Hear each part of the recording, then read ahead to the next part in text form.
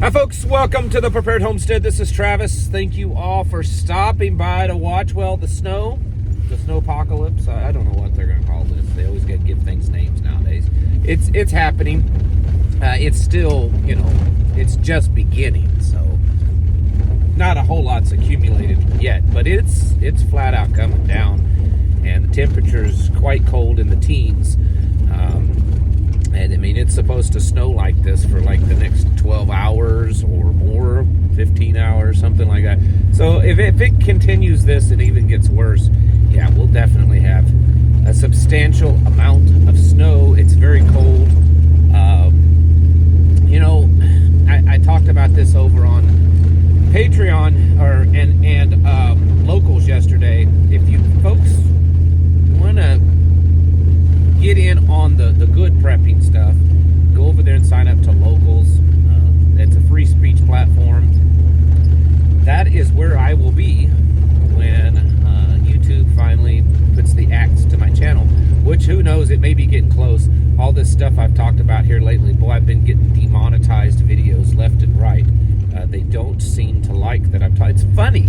That's been a sign. I think I mentioned that a while back in a video, but I'm telling you, during the whole COVID and the Biden administration, if you said anything against, what they were doing, YouTube would, how many people, their channels were completely demonetized or deleted, banned off of YouTube, because of these conservative voices. Well, guess what? Folks like me right now, speaking out against what's going on currently, or at least questioning it, getting the same kind of treatment. Kind of almost makes you think that maybe some of this stuff that's going on isn't so much rebellion, but it's just part of the plan. I don't know. But anyways, go over to Locals. There's a link down in the description below, and you can pay by the month, or you can pay all at once and get a discount. But it's good stuff, ad-free, and all that kind of stuff. My wife, she's feeling better. She's been sick for the last several weeks, 3 weeks, really bad. So we're planning on doing a video together over there again soon. All of this stuff that's happening, it's a lot. And some of you greatly disagree with me. Some of you agree sometimes with me. Some of you agree most of the time with me. Who knows? But I think that it's safe to say that a lot of stuff is happening. And it's all over the board. My goodness, it's hard to keep track of everything that's going on because it's pretty extensive. This stuff now with trying to do peace deals with Russia, it's kind of strange. Ukraine has been left out of it. Ukraine and Europe now seem to be at odds with the United States and Russia.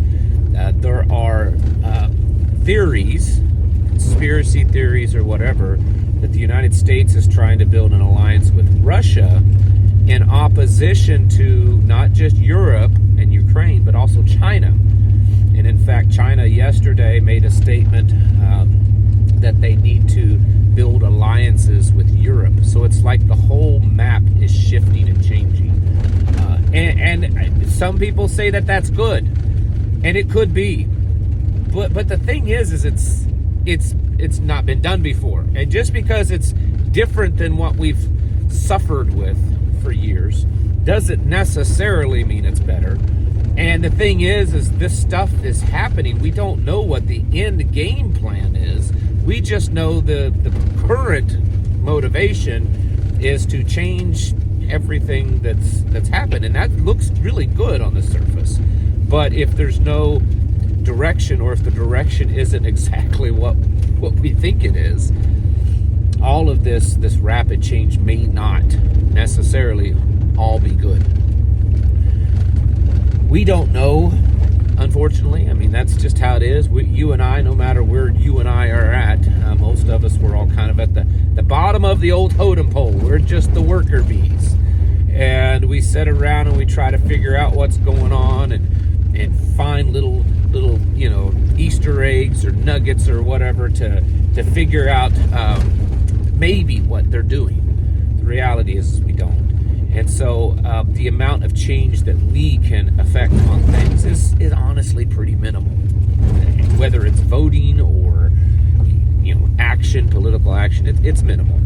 And I'm not discouraging that at all. I'm just telling you that if you put all of your effort and your hopes for whatever tomorrow into those kind of things, but you're not actually preparing, then you put yourself in a weak and vulnerable position. Take, for instance, today, what's going on here in the Ozarks. Massive amounts of snow that will, if we get even close to what they're predicting, will absolutely shut this part of the country down for several days. 16, 18 inches of snow is what they're calling now. That's massive around here. 10 to 12 inches usually shuts us down. 16 to 18 inches, it's going to be catastrophic. Potentially even to the levels of what we've seen in the Appalachian Mountains with the flooding and stuff, and up in Kentucky. It's very possible because we're also dealing with extremely cold temperatures. So the point that I'm making is that this kind of stuff happens.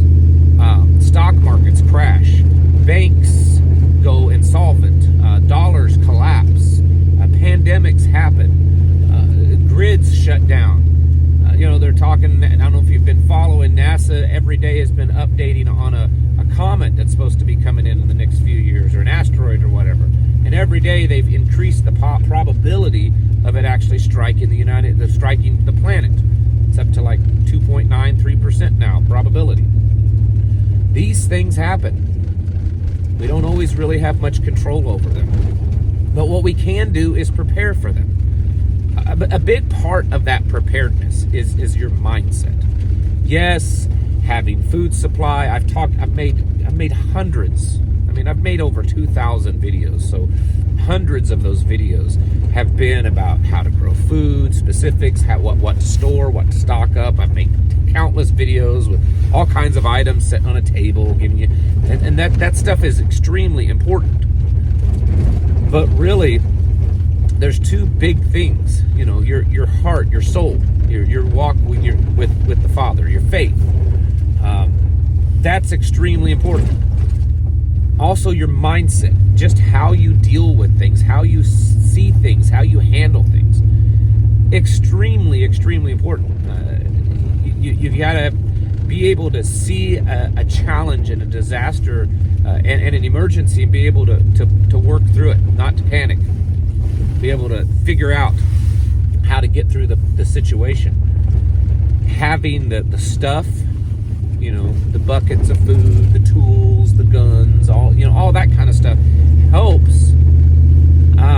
But really it's the mindset and figuring out how to traverse the catastrophe. And unfortunately, a lot of people nowadays, they don't really have that, I don't think. A lot of people just do not have that mindset of how to survive, how to figure things out. And we're in an area right now that I don't know that we've ever been in, where it's probably more uncertain than ever before. It's like a game of craps, a shooting dice, whatever, some type of gamble is what it is. Could this turn out and be the greatest thing that's ever happened to this nation, and this rise up into this golden age and everything be perfect? It's possible. Could this be absolutely disastrous? Possible. Could everything collapse around us? Possible. Could this be paving the way for the rise of technology and a beast system to eventually kind of take over? Possible. All those things and more, I think, are possible. And so things are extremely uncertain right now. Now more than ever. Not because Trump's a bad guy and we gotta, he's worse than Biden. Of course I don't think he is. He's just a man. He makes mistakes just like any other man. My goodness, I was the biggest critic and couldn't stand Biden probably more than anybody. It's not that. It's that we live in uncertain times, probably more so than ever before. At least, I know this sounds crazy, but at least with Biden, you kind of knew what was going on or where things were headed. Shocking as it was, disgusting as it was, repugnant as it was, you kind of had an idea of what they were trying to do. Right now, we're not really certain. And things are kind of all over the board, and things are shifting and changing, and alliances very rapidly.